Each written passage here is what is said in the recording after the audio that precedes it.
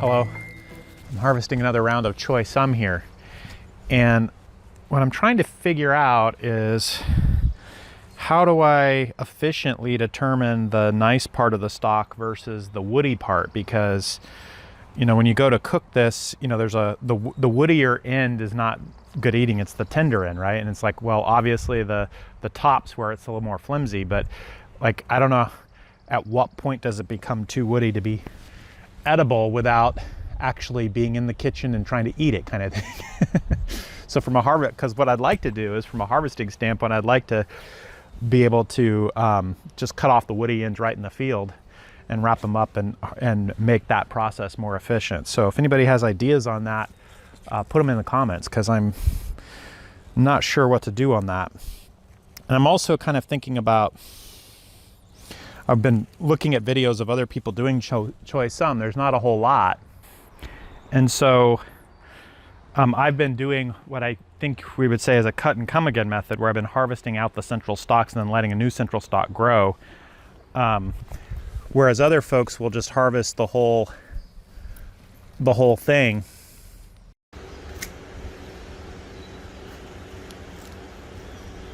So yeah, if I take this whole thing, this purple Choy Sum here,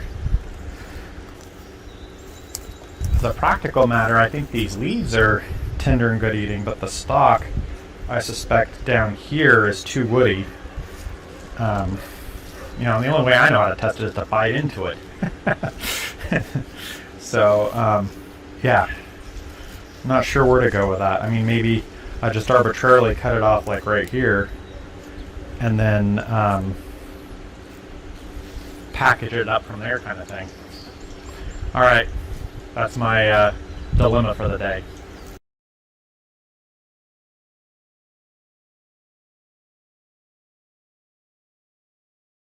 So here's what I've concluded about this with Choy Sum, is that because I'm using a cut and come again method, I need to just, you know, cut off the leaves, which are edible. Because normally what would happen is you'd cut the plant off at the base, almost like a bok choy. It would have kind of a base structure that held it together, and so you'd have the leaves and the stalk and all that, and the whole thing could be edible. But because I'm doing the cut and come again method, it's like the leaves that I'm cutting off, these are edible, but the stalk itself is has to be cut down to size, because you get, you know, the stalk is long and the end part isn't really that edible, it's woody. And so so basically I just need to cut these as individual pieces and then process them separately, like cut off the woody parts, and then I can wrap them up together. And I think that is the pros and cons of doing a cut and come again method. Is I get more by cut and come again, but I think there's a little more processing work associated with that. Whereas if I had just cut the plant off at the base when it was young, took the whole thing was edible, none of it ideally would be woody in that case, and then that'd be that. But then I wouldn't get a second round from that plant. That's what I'm thinking. It's too late for me to do a kind of cut it off at the base to like just treat it like bok choy. I know some people do cut and come again bok choy, but I don't do that. I just, when the bok choy is ready, I cut the whole bok choy. I don't just leaf it like I would lettuce.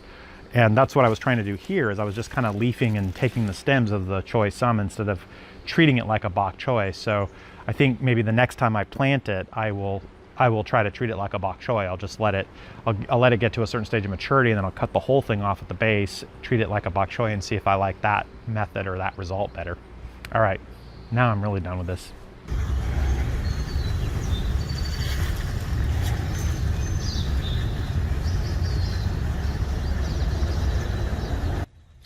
Hey there.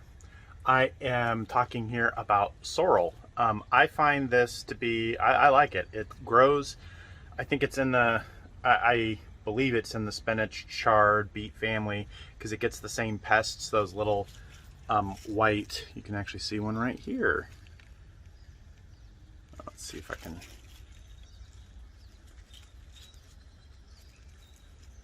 There you go. You see that? That little white speck right there, that is the egg or the beginning of a pest that then bores into the leaves. And so some kind of pest, it kind of gets into the leaves, and then it creates these kind of brown spots around the leaves. And about this time, when it starts to get nice and warm, these pests end up taking over en masse all of my beet leaves, my spinach leaves, and my sorrel leaves, unfortunately, because what I wanted to talk about in this video is that I like sorrel. I don't know how many people know it or like the taste. It's got a sour kind of citrus taste to the leaf, and so what I'd like to do is mix it up in the salad mix, because that would be good for me. But I don't do that because I think a lot of people, I don't throw the sorrel leaves just in the salad mix because I'm not sure everyone else would appreciate it, and I don't want to spoil the rest of the salad mix for those who don't like it. So I'm just bunching it up like this, and then having it separately available. So if people want to get it, pick it up and put it in their salads, they could. So anyway, that's sorrel. Kind of grows like a spinach, and yeah, the leaves can get much bigger than this in theory, but mine don't, because I get that pest that I was just talking about before they get there. Anyway, thanks.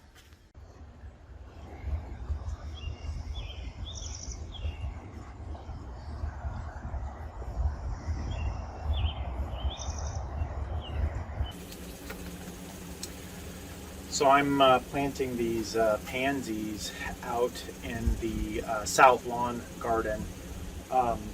There's a lot of shade out there, and it stays cooler over the summer, so I'll be curious, because pansies don't really do well in the summer heat, at least from my observation. So I'll be curious to see how long they last throughout the summer if they're in a more shady area.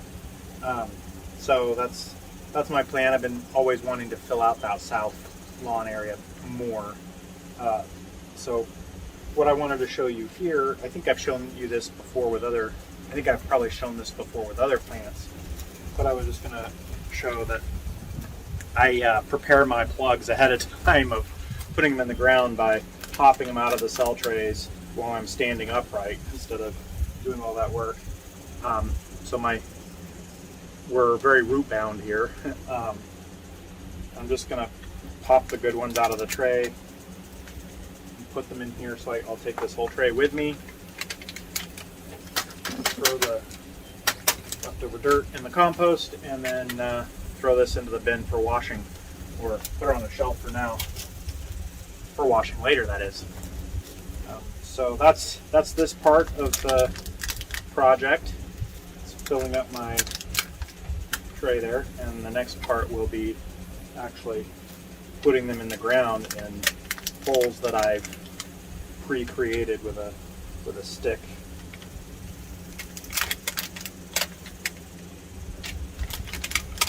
These are pansy blues, I think, from Botanical Interests.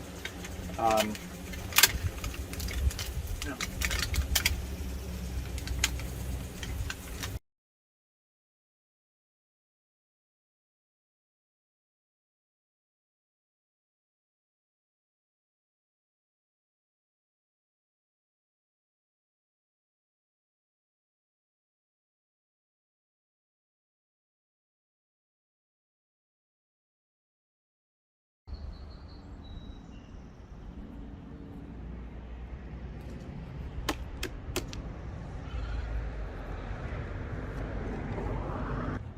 Well, that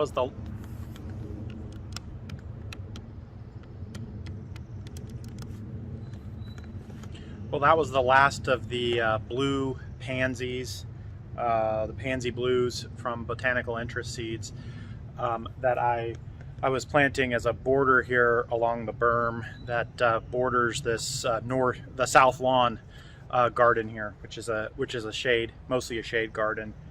And one of the challenges that I'm having out here, aside from, we'll see how these pansies are able to do. I mean, I've got a good 45, 50 pansies lined up along this area. One of the challenges that I'm having out here in this area that I'm finding is that the dirt is incredibly dry. I've watered twice in the last 2 days, for like an hour to a couple hours at a time, and as of right now, I didn't water today yet, but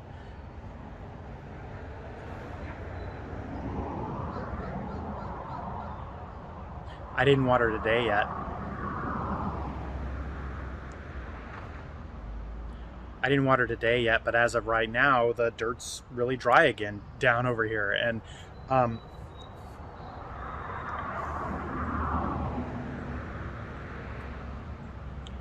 I have dropped compost over here, but not enough probably over the last couple of years. So I think it's just clay and some sand on top of that, and not enough organic matter. But I'm also thinking that because we're underneath all these really large trees, you know, we've got this, that's why it's all shaded under here, that just the root zone that's here just keeps this ground really dry, just sucking up all the moisture all the time. And then the trees themselves protect the ground from just the natural rainfall during the year. So this area just never gets as much moisture as the rest of the garden, I'm guessing. So I don't know which of those factors. I don't know if it's possible to turn this area more moist or not. That's something I'm going to be looking at this summer is, you know, if I water it enough and maybe put some more mulch down, can I actually make this area moist, or is it going to always be super dry because of the root zone that it, you know, the big trees and all the roots that are just always hogging all the water from here? And if that's the case, then maybe in this garden, this might be my container garden, right? Because I don't really grow a lot in containers per se. I've got a lot of pots and stuff out in the north kitchen garden area, but I don't need to grow a lot in pots out there. But maybe this is it over here. We need to grow more in containers. So we'll see if that's the case. If that's the case, that could be interesting. A woodland garden that's just made up of a lot of containers because we actually can't get it moist enough to have enough stuff. And also, you know, you've got plants like another thought that I've been having is, you know, you got plants like pansies who don't like a ton of heat and direct sun, but they also do want sun, right? So will the pansies even do okay over here when there's not that much sun? That's a whole nother question. So yeah, we'll see as we go. I'll keep you updated.